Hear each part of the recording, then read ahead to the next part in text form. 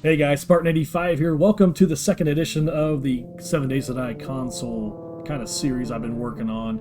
I just want to say, first off, thank you for all the comments on the first video. There's been a ton of comments, some of it positive, some of it negative. Nothing negative towards me, all negative towards the Fun Pimps, which rightly so. They're the ones that put out this video, you know, they're the ones that put out this game. And if you do something like that and it gets a bad update or no update or something like that, you're going to have bad flack. So, yeah, that's fine. You know, a lot of people feel this way. A lot of people feel this way, and rightly so. I do want to say, if you don't already subscribe to me or anything like that, I do make regular 7 Days to Die console videos. I'm up to day 28 right now in my current playthrough, so if you guys want to watch that, check it out. I'll put the link above. If you missed the first video, I'll also put the link above too, so check that out. And one thing I want to say, based on the first video, when the game first came out on Xbox and PS4, you know, it had a lot of things in there. In the first couple weeks when it came out, I never played it, but the people that did play it said it just barely played at all. It was just so janky, it was laggy, it was everything. So they ended up taking electricity out and taking out some other things too, and kind of made the game playable, basically. So they kind of stuck a band-aid on it. What I'm trying to say is, if they were going to port Alpha 22 right now from the PC version that's made for PC over to Xbox and PS4 or whatever, it probably won't work because it's not optimized. It has to be optimized. And I'm going to talk about that here in the next couple minutes. But just remember that that's the main problem right now, is getting it optimized to port over. And it's going to take time and money. So anyway, August 2021, this was posted on the 7 Days to Die forums. Basically, kind of a quick update. Earlier this year, the Fun Pimp scheduled a consultation with Unity developers to get personalized help for using Unity optimality with the game. The main focus of this consult was to get the most out of the heavy optimization work they were planning, starting with Alpha 20 until final release of the game. But it also included help with easing the way for porting the game to consoles in the future once it was done. In a tweet, Rick made the comment that there would sure be a port of the finished game for PlayStation 5 and the new Xbox Series. The Fun Pimps is committed 100% to the goal. Blah, blah, blah. That's why they purchased the rights. So basically what they're saying is, yeah, they're working on optimization right now. They're working on optimizing the current alpha right now, making sure the game is polished. The game is in the final stages of alpha/beta, what do you want to call it? So they're optimizing it, but they're also laying the groundwork for it to be optimized for consoles. So that's on the radar. And you got to remember, their current focus right now is the PC version. So that's their current focus, and hopefully it'll port over quickly to, you know, the console. So the same day this was posted, the Fun Pimps formed a partnership with a distribution company for future distribution of physical copies of 7 Days to Die. As part of the deal, the company printed copies of the original PS4 version, but complete with all existing updates that had been released, as their research showed there was still a demand. This re-release of the original physical game did not add anything new to that version, but it did form the foundation of for the future when they're ready to print and distribute the game. So it's kind of confusing, because you say that it says that it has complete with all existing updates.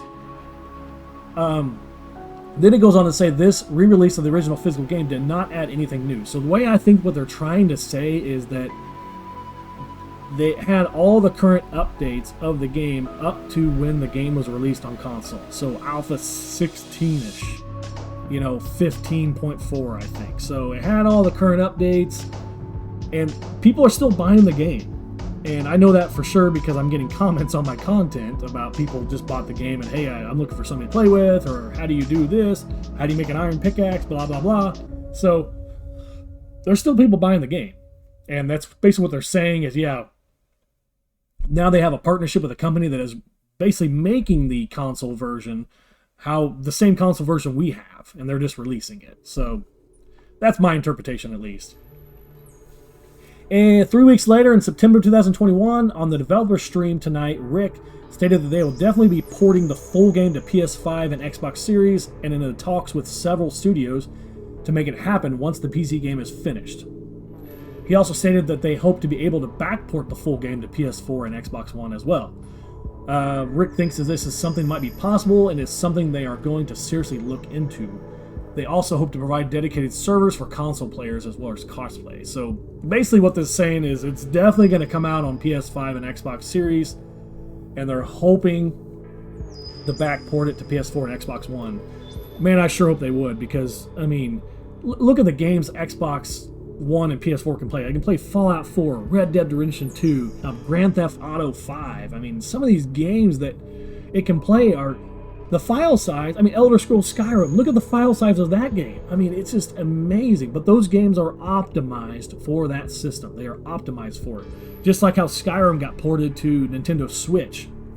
It's kind of a little different game. It had to be optimized for the Switch. So, stuff like that. I think it's interesting that they're going to work on crossplay too. That's really interesting. Not a lot of games offer crossplay. So that's going to be really nice to have crossplay. And there is some news of Telltale 2. Telltale is releasing The Wolf Among Us 2. They are back.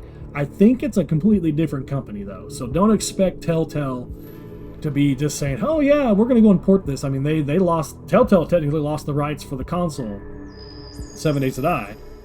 The Fun Pimps have it now. So they are the owners of the console rights. So, but it is interesting that Telltale's back now, that after the Fun Pimps had to buy those rights back. So... So it also says they're in the talks with multiple studios. So maybe what studio would you guys like to see do the port? Let me know. Iron Galaxy do it again, and then somebody else handle the port, something like that. What do you guys think? And how do you guys interpret this? Let me know. This is just my interpretation. So I'm not saying mine is right, but what do you guys think? What do you guys think this means? Are we getting a console update? Are we not getting a console update? Are they just blowing steam up our asses? What is going on? So, thank you guys. If you guys aren't already subscribed and you want to see some 7 Days to Die console content, hit that subscribe button, because I put out regular console edition content. I'm working on some tips and tricks videos. My next series will be feral zombies always. Basically, zombies always run on the console version. It's going to be me dying a lot. So, be sure to be on the lookout for that, guys. I'll catch you guys later. See you later.